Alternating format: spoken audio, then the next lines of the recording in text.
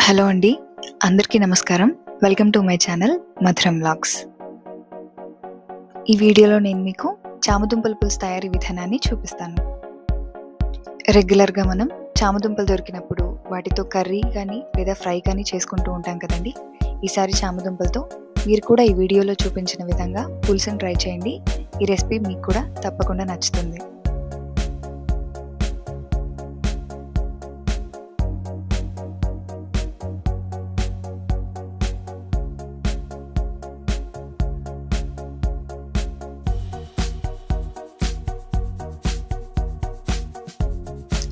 చామదుంపల పులుసు తయారీకి కావలసిన పదార్థాలు: చామదుంపలు, సన్నగా కట్ చేసుకున్న ఉల్లిపాయ, టొమాటో, పచ్చిమిర్చి, సన్నగా తరిగిన కొత్తిమీర, కొద్దిగా పుదీనా, కొద్దిగా చింతపండు గుజ్జు, కొంచెం సాల్ట్.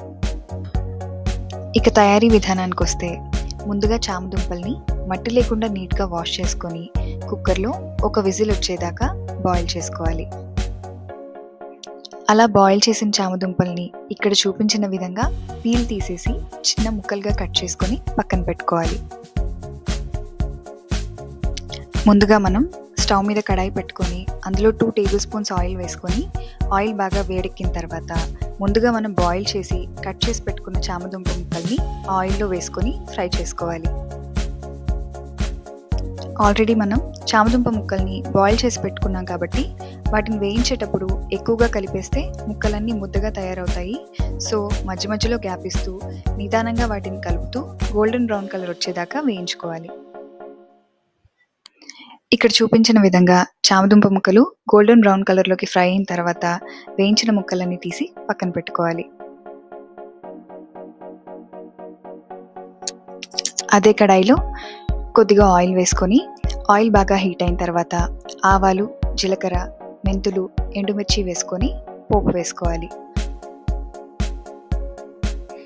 పోపు బాగా వేగిన తర్వాత అందులోనే ముందుగా మనం కట్ చేసి పెట్టుకున్న ఉల్లిపాయ ముక్కలు అలాగే పచ్చిమిరపకాయ ముక్కలు వేసుకొని వేయించుకోవాలి.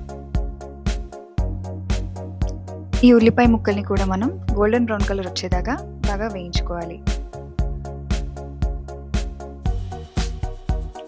ఉల్లిపాయ ముక్కలన్నీ బాగా వేగిన తర్వాత అందులోనే ముందుగా మనం కట్ చేసి పెట్టుకున్న టొమాటో ముక్కలు, కొద్దిగా పసుపు అలాగే కొంచెం సాల్ట్ వేసుకొని వేయించుకోవాలి. మనం వేసుకున్న కూరగాయ ముక్కలన్నీ బాగా వేగిన తర్వాత అందులోనే దాదాపు 1 గ్లాస్ వరకు వాటర్ని యాడ్ చేసుకోవాలి. కడాయిలో పోసి నీరు బాగా మరిగిన తర్వాత అందులోనే కొద్దిగా చింతపండు గుజ్జు వేసుకొని కలుపుకొని ఆ మిశ్రమాన్ని స్టవ్ మీదే మూత పెట్టి ఒక 2 మినిట్స్ పాటు మగ్గనివ్వాలి. కూరగాయ ముక్కలన్నీ బాగా ఉడికిన తర్వాత ఆ మిశ్రమంలో కొద్దిగా పంచదార వేసుకొని కలుపుకోవాలి. పంచదార వేసుకొని కలుపుకున్న తర్వాత మనం ముందుగా ఫ్రై చేసి పెట్టుకున్న చామదుంప ముక్కల్ని కూడా కడాయిలో వేసుకొని కలిపేసుకోవాలి.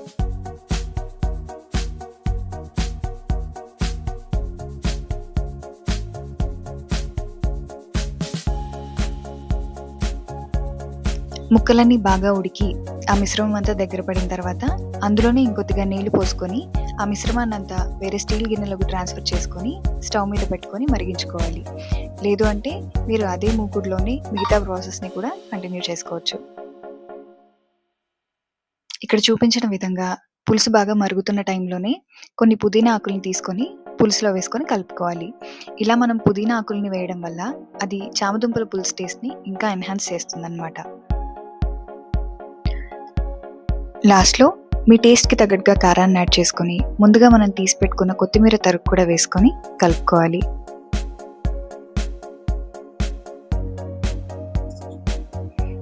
అంతే అండి, ఎంతో టేస్టీగా ఉండే ఈ చామదుంపల పులుసుని మీరు కూడా చాలా సింపుల్గా ఈజీగా తయారు చేసుకోవచ్చు. తప్పకుండా మీరు కూడా ఈ రెసిపీని ట్రై చేయండి. Thanks for watching this video అండి. అలాగే please like, share and subscribe to my channel మధురం వ్లాగ్స్.